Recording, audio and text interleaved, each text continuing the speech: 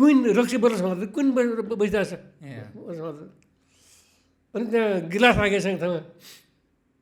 त्यहाँ किङ त्यहाँबाट पछि किङ आयो ल सुरु गरौँ भनेपछि पहिला राजालाई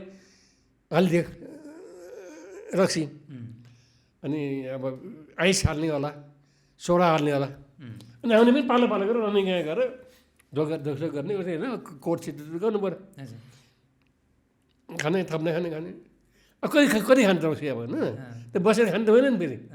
किन खाना तन्न भात खाएर आएछ उता भोजमा उभिएर खाने हो अनि गफ गर्ने गफ पनि के गफ गर्ने अनि हामीले सोध्ने हो कस्तो भइरहेको छ सरकार यसबाट खास इस्यु के हो हाम्रो यो यसपल्टको सवारीको के अरे चाइनिज प्रेसिडेन्ट त एकपल्ट खुब हाँसेको सुनिदिन्थ्यो नि सरकार यस्तो कुराहरू सोध्ने हो यसो राख्यो त्यो बेला यसरी हँसायो भनेर रहलै भन्ने अनि मौसम कुराहरू गर्ने अनि चाइनिजहरूले गेस्टहरूलाई अतिथि सत्कारमा चाइनिजहरूको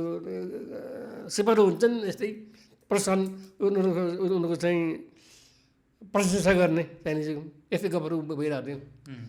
अनि बिमा फेरि एकपल्ट थापे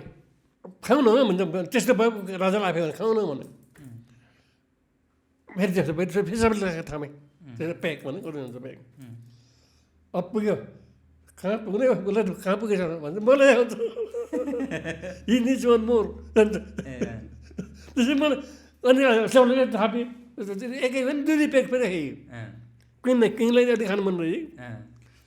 भोलिपल्ट मेरो नाम नै वान प्याक मोर भनेर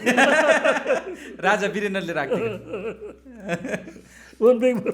राजालाई त्यो भन्यो भने अरू साथीहरूले मलाई यहाँ वान प्याक मोर भन्नु त्यसको नपाए कि मलाई त्यस्तो रमाइलो हुन्थ्यो राजा के अङ्ग्रेजीमा बोल्नुहुन्थ्यो इङ्ग्लिसमा प्रायः